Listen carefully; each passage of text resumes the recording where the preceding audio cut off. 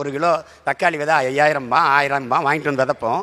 அது முளைக்கும், பூக்கும், காய்க்கும். ஆனால் அதுக்குள்ளே விதை இருக்காது. இப்போ நம்ம விதையை தொலைச்சிட்டோம். நீங்கள் ஒரு வேளை விவசாயம் செஞ்சு மீட்டுருவாக்கம் செஞ்சு வாழ்ந்துடலாம்னு நினச்சா கூட உங்ககிட்ட விதை இல்லை. உங்களுக்கு புரியுதுன்னு நினைக்கிறேன். நெல் கிடையாது, கத்தரி விதை கிடையாது, தக்காளி விதை கிடையாது. எல்லாம் சின்சாண்டோ மான்சாண்டோ நிறுவனத்துக்கிட்ட இருக்குது. அவன் ஒரு விதை கொடுப்பான். ஒரு கிலோ தக்காளி விதை 5000 1000 வாங்கிட்டு வந்து விதைப்போம். அது முளைக்கும், பூக்கும், காய்க்கும். ஆனால் அதுக்குள்ளே விதை இருக்காது. நான் மறுபடியும் விதைக்க வேண்ட தான் போகணும். இந்த மாதிரி சூழலில் இருக்கிறது தான் அதை உணர்த்துறதுக்கு தான் கடைசி விவசாயி என்று பேரை வச்சு அந்த படத்தை எடுத்தார். அவர் காது கேட்காமல் நடிக்கணும், ஆனால் எல்லாமே பொருத்தம் இல்லாமல் பேசணும். என்ன சொல்கிறாங்க அப்படின்னு. அப்போ அவர் பேசணும், போகலாமா? அவர் பார்த்துருப்பீங்க அந்த படத்தை. அது எப்படி அவர் அதை உள்வாங்கிக்கிட்டு முதல் படத்திலே அவ்வளவு நேர்த்தி அது நடிச்சிருக்காருன்னு சொல்ல முடியாது. இந்த கடைசி விவசாயின்னு ஏன் மணிகண்டன் பேர் வச்சுருப்பாருன்னா, அவ்வளோதான், விவசாயத்தை விட்டு எல்லாம் வெளியேறிட்டோம், அவர் தான் கடைசி விவசாயி. அப்போ என்ன ஆகும்னு நீங்கள் நினச்சிக்கணும். ஒரு நாட்டில் ஒரு விவசாயி வாழ்கிறான் வளர்கிறான் என்றால் அந்த நாடு வாழுது வளருது என்ற அர்த்தம். ஒரு நாட்டில் விவசாயி வாழ முடியாமல் சாகிறான் என்றால் அந்த நாடு இல்லை சுடுகாடு என்று அர்த்தம். அப்போ அதை விளங்கணும். ஒரு தம்பிக்கிட்ட கேட்டேன், நீ என்ன வேலை பார்க்குறேன்னு. சாஃப்ட்வேரில் வேலை பார்க்குறேன்னாரு. சாப்பிட்டு போய் தானே வேலை பார்க்குறான்னு கேட்டேன் நான். அலைபேசி புதுசாக இருக்கே அப்படின்னேன். ஆமாண்ணே, இது 13Gன்னாரு. செல்ஃபோனில் எத்தனை ஜியும் வரலாம், 11G 13G 14Gலாம் வரலாம். ஆனால் கஞ்சி விவசாயி நாங்கள் தான் ஊற்றணும்.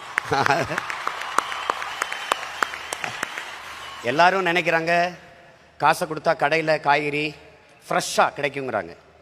ஆனால் அந்த காய்கறி கடைக்கு வர்றதுக்கு தொலைதூரத்தில் ஒரு விவசாயி வெயிலில் காஞ்சி மழையில் நனைஞ்சி ரத்தம் வேர்வையாக உடம்புல ஊற்றி உப்பு பூக்க கண்ணு மொழி பிதுங்க கண்ணச்சதை தொங்க வெம்பாடு பட்டு உழைச்சா தான் உங்களுக்கு காய்கறி கடைக்கு வருது, அரிசி பருப்பு வருதுங்கிறத கவனத்தில் வச்சுக்கணும்.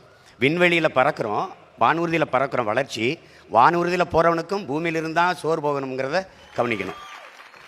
நீங்கள் எந்த நாட்டிலையும் கார் இல்லை, செல்ஃபோன் இல்லைன்னு புரட்சி வந்ததில்லை.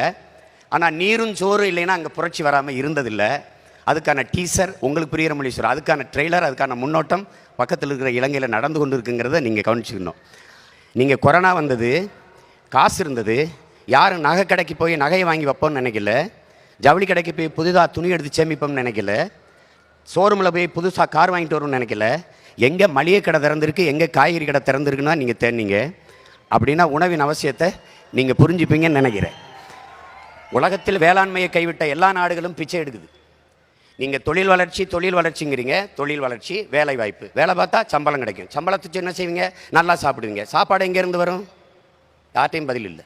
விவசாயத்தை படிக்காதவன் செய்கிற தொழில் என்று நினைக்கிறீங்க. விவசாயம் தொழிலே கிடையாது, அது நம் பண்பாடு, நம்முடைய வாழ்வியல் என்பதை நீங்கள் புரிஞ்சுக்கணும். விவசாயத்தை படிக்காதவன் செய்கிறதுன்னு நீங்கள் நினச்சிங்கன்னா படித்தவனுக்கு பசிக்காதான்னு கேள்வி கேட்டால் பதில் இல்லை. அப்போ படித்தவன்லாம் சாப்பிடாத, யாரும் சாப்பிடாத, அவ்வளோதானே.